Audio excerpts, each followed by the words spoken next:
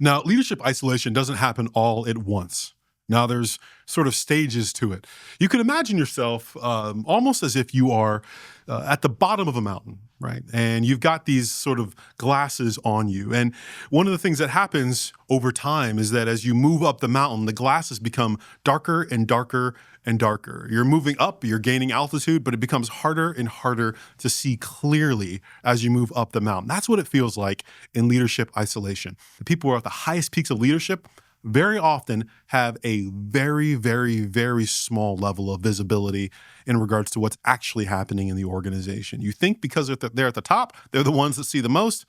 It's actually not the truth. They can see pretty far out, but they can't see what's happening in the organization because they can't get honest answers. And because this doesn't happen all at once, you know that there are subtle signals along the way to tell you whether or not you're getting the full truth from people, or there's subtle signals along the way to tell you that people are reacting to your power and not your personality. Here's two things that you'll notice right away when you start to get into a seat of power.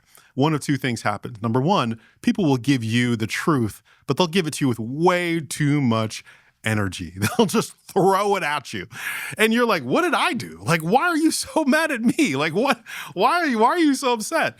Well, the truth is, oftentimes when people are speaking to people in power, there's this idea in their mind about the value of speaking truth to power, that you're in a powerful position. And so they need to tell you the unvarnished truth, whether it hurts your feelings or not. And what happens in situations like that is it oftentimes puts you on the defensive, where you're like, whoa, well, what did I personally do?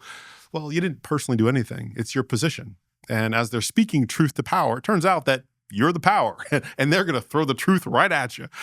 And sometimes it stinks to be in a position like that, but that's oftentimes how people respond. Or you get the other side, where you get people who are around you and you'll ask them direct questions over and over and over again, and you can't get critical feedback. Meaning if you have people around you and they have not brought you bad news in over 6 months and you think everything is going great, it's not.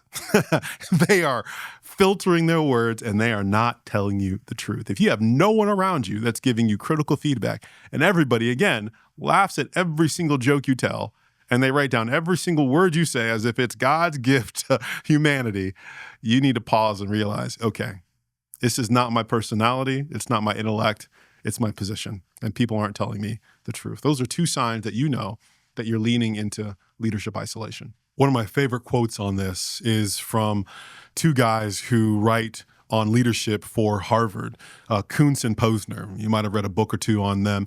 One of the things that they say is, pity the leader that's caught between uncritical lovers and unloving critics. When you're in a position where you have people who just give you the truth unvarnished, that hurts. And then you have people who refuse to tell you the truth because it's out of caring, that also hurts. That's a tough place to be as a leader. So the thing about isolation is that it doesn't just affect you professionally. I mean, now that you have this position, people look at you differently, and it does affect you professionally, but it's not just that. It affects you personally, and not always for the better. Oftentimes, when you're experiencing isolation in leadership, you start to feel this pressure to perform. People have expectations on you now that they didn't have before.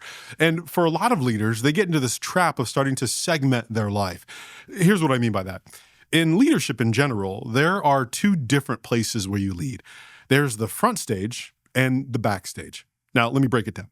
Let's say that you're in a play, and you have the performance on the front stage in front of the audience. Everybody's looking at you. Everybody's seeing what you do. And then you have all the stuff that happens backstage. It's where nobody sees it, but you're still sort of doing stuff. Maybe you're getting ready for the front stage, whatever. Well, what happens to leaders is that they start to segment their leadership and they start to focus exclusively on the front stage.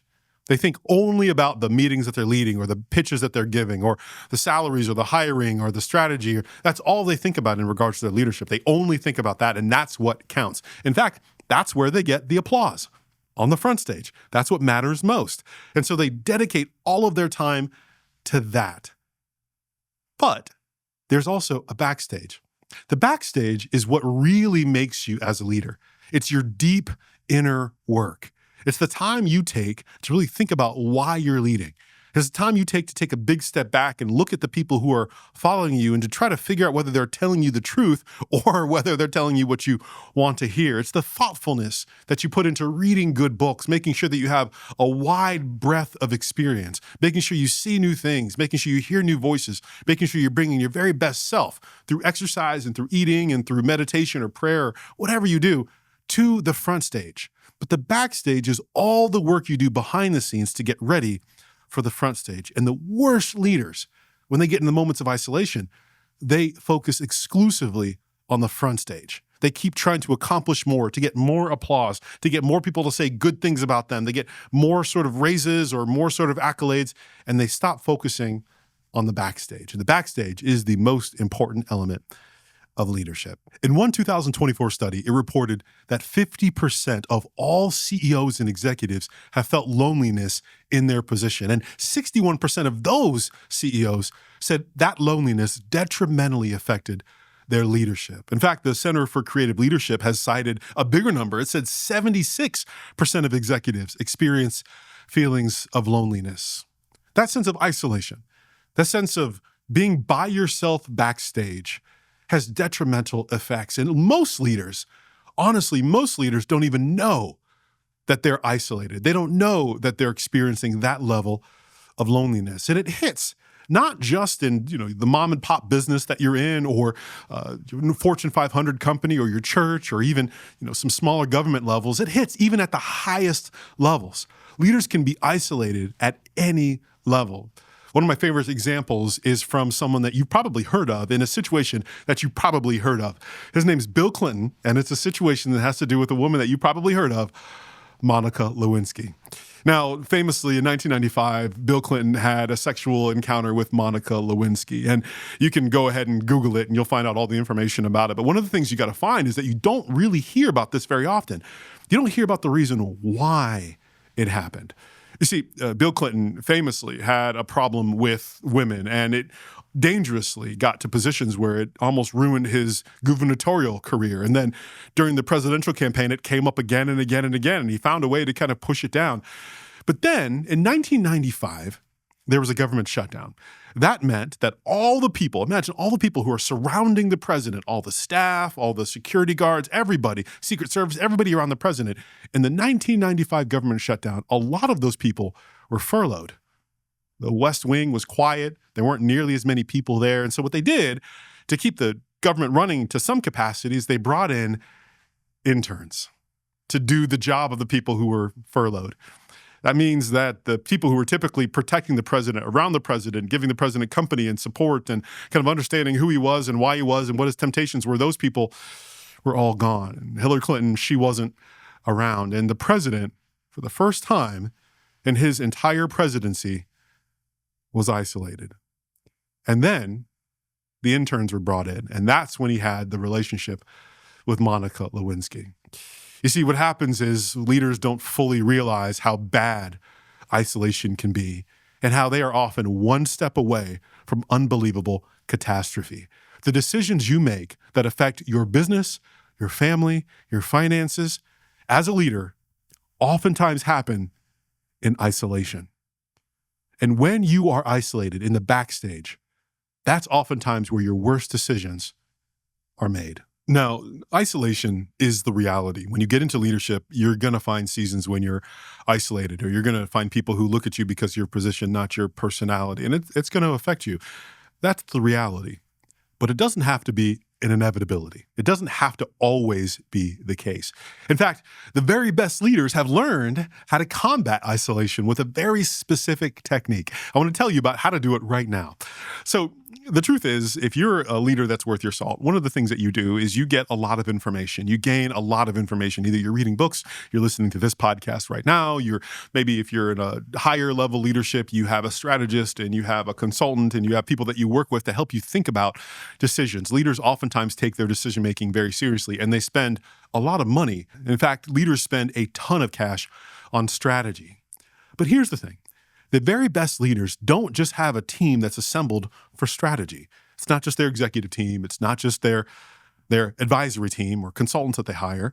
They don't just have a team for strategy. They also have a team for their soul. They have people around them that they've brought close, their inner circle, to say, look, I'm going to give you the keys to my backstage. I'm going to give you the keys behind the scenes. I'm going to let you know exactly how I'm feeling. I'm not going to unfilter my thoughts. And I need you to give me your unfiltered thoughts. When I'm being a jerk, I need you to tell me. When I'm lacking courage, I need you to tell me. When I need prayer, if you're a Christian, I need you to pray for me. The people who are really leading at a high level and experiencing an unbelievable amount of success without feeling that deep sense of isolation, they've developed a team that helps shore up their soul. And for some people, they're pastors on that team. For some people, they've got great spiritual advisors. They got good friends. They have mature mentors. They have people on that team that help out. One of the things I love about what we do at Branches is that we actually focus in on that. We help people with strategy, people who are building businesses that are designed to bless and benefit their communities. We love helping with that strategy. We also take the idea of the leader's soul very seriously. And we create communities that are designed to help that leader go further, faster, because it's not all about strategy. It's not all about information. It's about how you process that information. It's about who you are becoming as a leader along the way. And we absolutely recognize that isolation is real in leadership, but it doesn't have to be inevitable. The best leaders don't find community. They forge community. They force it to happen. They make it happen. They pull people into their inner circle. They don't wander into community. They go out and they find it. And when they find people who can help them make better decisions backstage, suddenly their performance becomes better in the front stage.